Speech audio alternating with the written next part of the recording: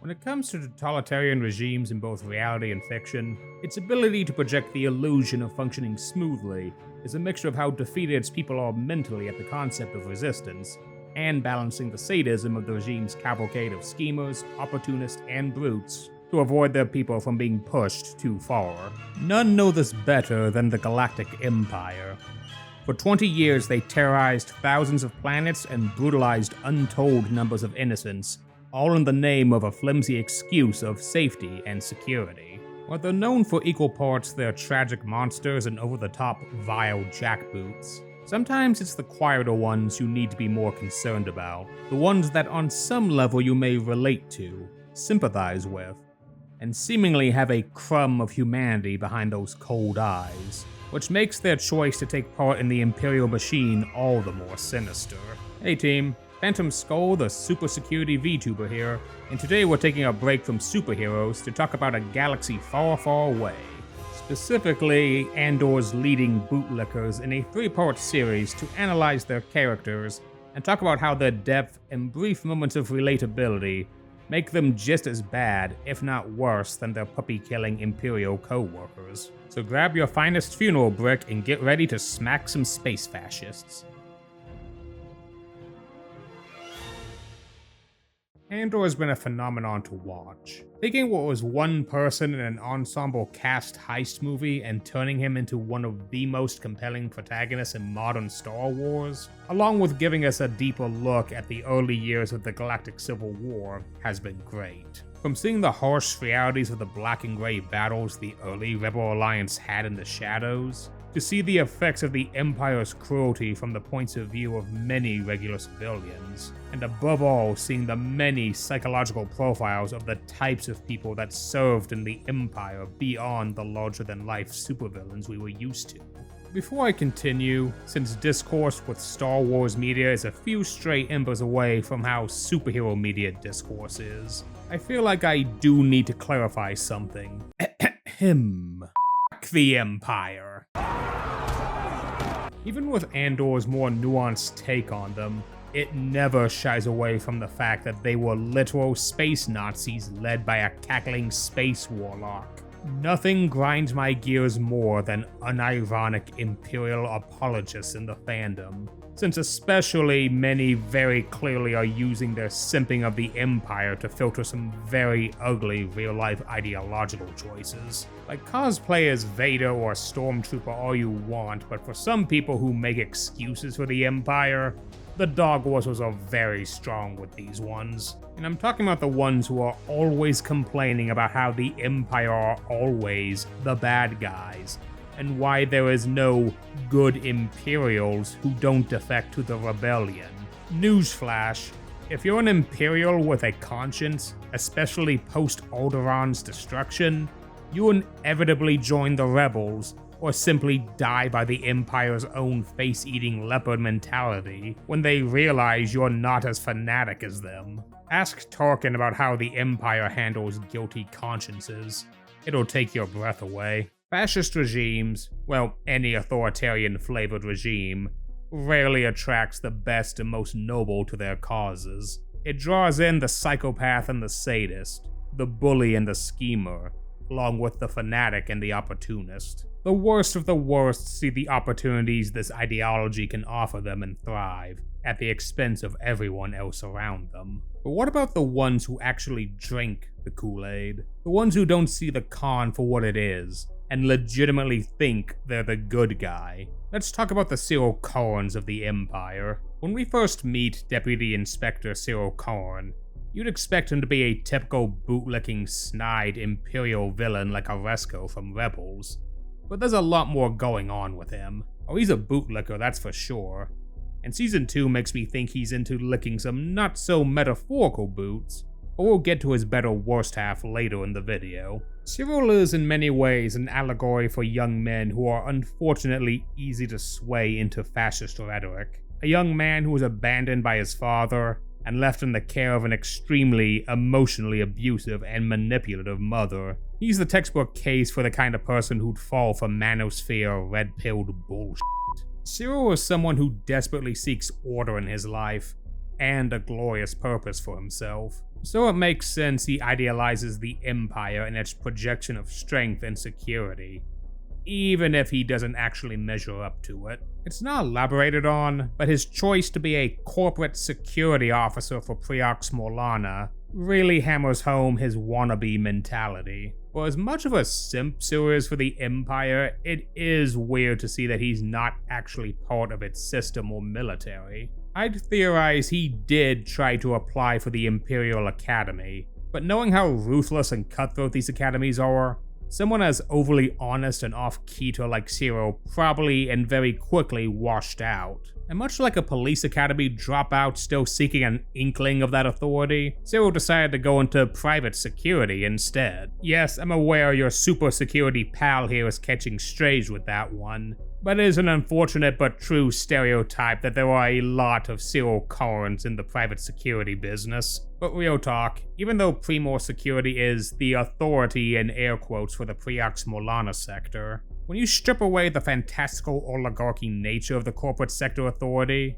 they're still just rent-a-cops who are a corpo's personal goons, and not a recognized or respected government law enforcement group. Even Syril's mom had zero respect for the profession, referring to it as him playing policeman right to his face, something he takes great offense to. This is a key factor with Primor Orc Syril. Unlike his apathetic co-workers, who are aware of the truths of their jobs and are more or less just collecting a paycheck while pretending to keep law and order in the sector, Syril actually believes this lie and is earnest in all of his duties. A lot of visual storytelling went into showing that desperate wannabe aspect of Syril, from noticing he modified his uniform to look similar to the tactical security forces, which he is specifically not a part of, by the way, to the fact that watching a Generation Tech video revealed to me that his gun was based off of a literal toy. Star Wars is infamous for its blasters being more or less real-life guns with sci-fi silliness added onto them, with Syril's Primor issued blaster being instead based off of a British Atari knockoff shooter game. The wannabe hero Mall Cop has a literal toy as his personal firearm. This is just brilliant production work. Syril takes his job seriously, even more so than his boss. When two Primor cops are killed for shaking down the wrong main character, the chief is content to let it slide and mark their deaths as an accident. Chief Hines, as lazy as he is a lot smarter than he looks. He immediately figured out what went down, and also knows the kind of trouble that's going to cause them with the Empire if it gets out.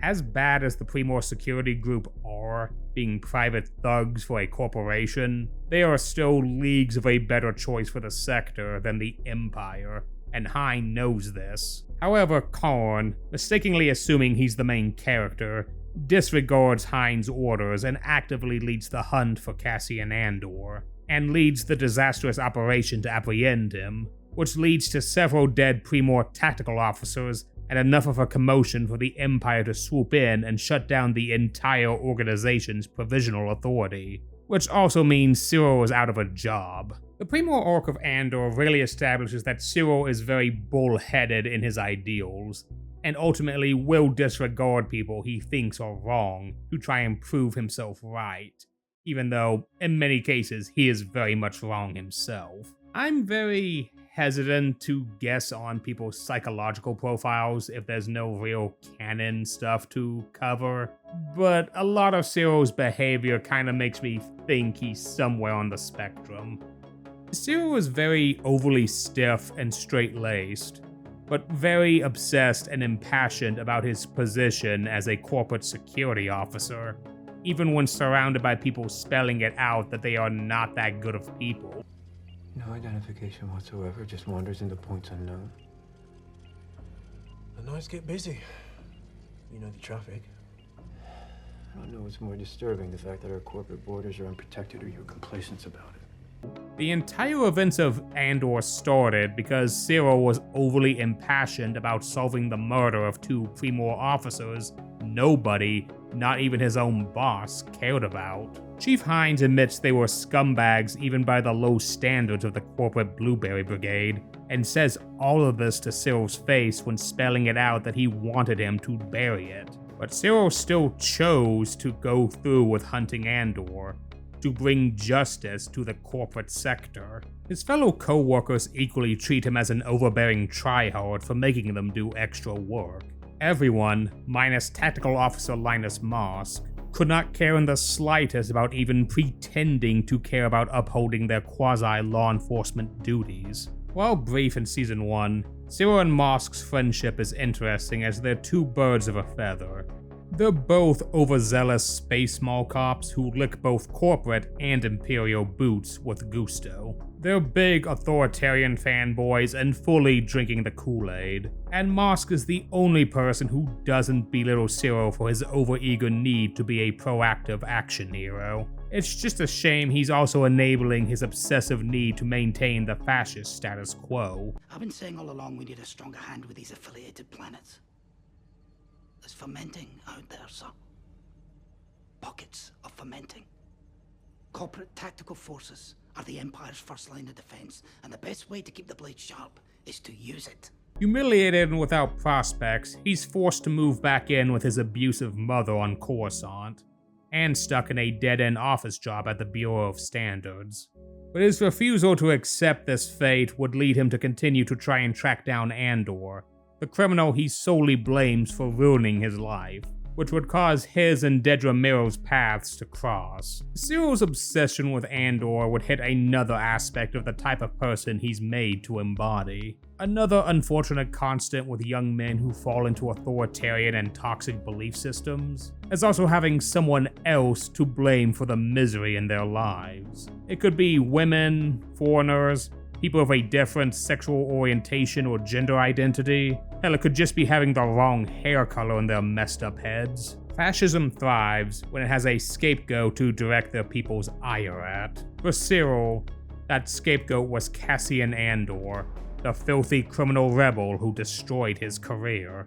All of Season 1 would be him obsessively hunting Andor with his limited resources and connections, almost getting accosted by Dedra for his snooping, though it becomes clear this is less about bringing a criminal to justice and more about redeeming his destroyed ego, and to prove he was capable of being the manly, heroic officer he always thought he was. I think we'll take a brief break shitting on Syril to talk about his few good aspects. While I've talked about the type of troubled young man who's susceptible to propaganda he's meant to embody, I should point out Syril is nowhere close to being a stereotype or a straw man. If he was, he'd be a raging misogynist or a human supremacist, and a far more comedically pathetic character like Hux from the sequel trilogy. But the creators of Andor very clearly wanted him to be a fully fleshed out victim of the Empire's propaganda machine. Despite his disturbing and abusive family life, he's still an earnest and straightforward guy who believes in justice and law and order, and even with his insecurities making him desperate to be taken seriously and his need to be a main character in his own story, he actually does believe in what he's saying. This isn't an act for Syril. The problem lies that his ideals are filtered through nonsensical Imperial propaganda and its twisted version of law and order. Syril is a bootlicker, but not to the degree you'd usually see. In spite of his inability to pick up on the evils of the Empire, until Gorman anyway, his loyalty and dedication to preserving order isn't an act, nor does he take it to fanatical levels like other Imperials. And despite his atrocious performance during the Primor Ferrix raid, his actions during the Imperial-occupied Ferrix riot quickly shows he does have the chops to be a capable soldier under pressure. The problem is, he's just not a capable soldier for how the Empire operates. Also, his obsessive analytical eye ironically makes his despised position at the Bureau of Standards a perfect fit for him. When not hunting his great white whale from Kenari, he's using his skills to find minute inconsistencies in data and statistics, finding several cases of fraud, and fast-tracking him into a manager position at the Bureau. But this isn't enough for Syril. To him, he was born for greatness. He was meant to be the hero. Even if he needs to settle for his white-collar situation, he yearns to be the dashing lawman who brings order to the galaxy. Deep down, he wants to prove to everyone, particularly his awful mother, that he's more than what they think he is. This is best shown with his breakdown during Dedra's interrogation. I was a good deputy inspector. That was very good. I solved a double murder and found the killer in 2 days. It was overly ambitious, yes, but time was slipping away and the opportunity was real. Service to the Empire. You just said it. Can one ever be too aggressive in preserving order?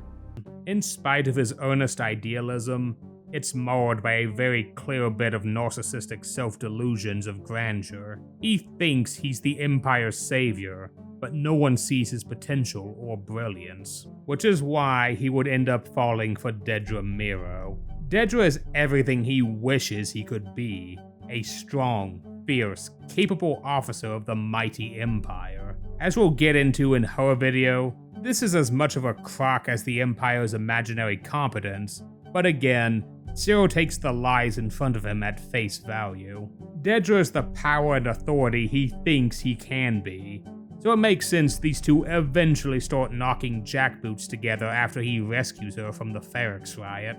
Their relationship is in many ways a parallel for his belief in the Empire, a fanciful lie. The two seemingly do legitimately love each other, but Sigmund Freud would feel vindicated with the fact Syril basically started dating his mom. Dedra on the surface does seem nicer than Eddie Karn, and goes out of her way to scare the woman into treating Syril better, but it can't be understated that her authoritarian nature bleeds from her work into her personal life as well. Syril and Dedra's apartment is so sterile and organized, very unfeeling, and Dedra is very clearly the one in charge of their relationship. Something that Syril seemingly is into to the point I'm wondering if they're the kind of couple that's into leather and chains. In spite of that, Syril and Dedra's relationship is still one of all give and no take. While she seemingly is using her position to give her lover a shot at helping the ISB by being a mole on the planet Gorman, she very pointedly keeps him in the dark about the fact his goal isn't to find a provocateur, but is in fact the provocateur himself. The Gorman arc is ultimately where Syril's choices come to a head. At first, he's riding the highest of highs. He's finally gotten his shot to be the hero, to become an ISB asset. He's living out the romanticized dream of the dashing 007-like agent, uncovering evil facing his beloved Empire. For him, this is the greatest moment of his life. But his time on the planet Gorman would change him in many ways. Again, the visual storytelling comes in with his once clean-cut and sterile haircut growing longer and taking a more personalized perm. And he finds similar kinship with the Gormans in customizable tailoring. Syril doesn't see his job at the ISB as ratting on the Gorman front, but trying to find a mysterious rabble-rouser who is misleading them towards violence. Unfortunately, he realizes too late that he was that rabble-rouser by design. The ISB's job was to build a quasi-reasonable justification for the Empire scorch-earthing the Gormans, in order to gouge mine the entire planet for calcite, which was needed to finish the Death Star on schedule. All of this was Dedra's master plan to goad the Gormans into open rebellion, and with a mix of Syril unintentionally sparking the fuse and anti-Gorman propaganda from Space Fox News, I mean the Ministry of Enlightenment, she got what she wanted. Except, this isn't what Syril signed up for. While they're both hardcore Imperials, the distinct difference between him and Dedra is, Syril naively buys the propaganda of how the Empire operates lock, stock, and barrel. Dedra, while still a true believer in its goals, is more aware of how the game is actually played behind holovid tapes and fancy slogans. When it's spelled out to him that the woman he loved used him to instigate a massacre of people he had come to respect and befriend, Syril is horrified, enraged, and utterly broken. The mighty, capable, heroic empire he desperately wanted to be a part of used him to enact a mass slaughter. Syril is left numb and broken with this realization at how all of the manipulation, the senseless slaughter, and how he sacrificed so much for a lie, his guilt helping build up to an epiphany about the empire he loyally served. An epiphany that sadly goes out the window when he locks eyes with Cassian Andor, his great white whale of a scapegoat. After 3 years of fruitless hunting and mockery, his dreaded nemesis was within arm's reach, and Syril abandons all sense of self-reflection and even self-preservation as he launches a no-holds-barred brawl with Cassian in the middle of the Gorman massacre. It's brutal, visceral, and utterly animalistic, as Syril takes his rage and frustration out on his supposed archenemy. And as he has Andor at gunpoint, it's when his despised foe utters the line that finally breaks Syril's delusion. Who are you? This is the line that finally destroys Syril.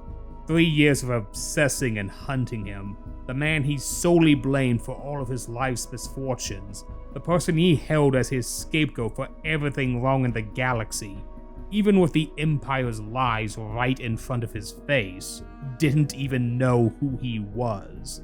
The final great lie breaking as Syril's entire worldview collapses. Sadly, this epiphany is also short-lived, as seconds later Syril is gunned down by the Gorman Front's leader for his unintentional part in dooming his people.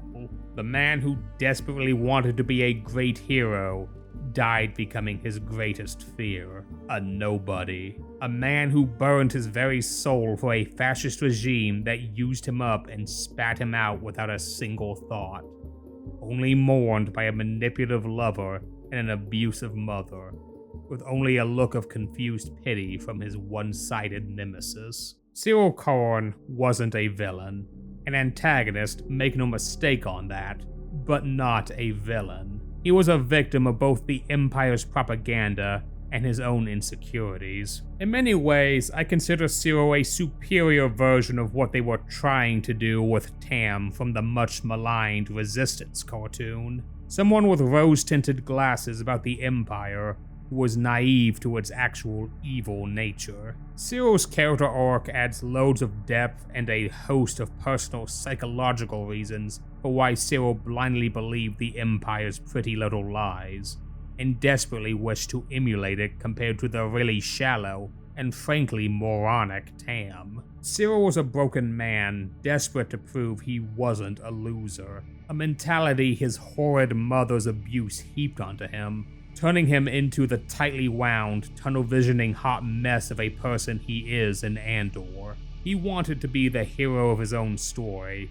and while his ideals came from some twisted place of legitimacy, were always coded by his self-loathing and narcissistic self-importance. In many ways, he's also a commentary on the good cop in a corrupt system trope.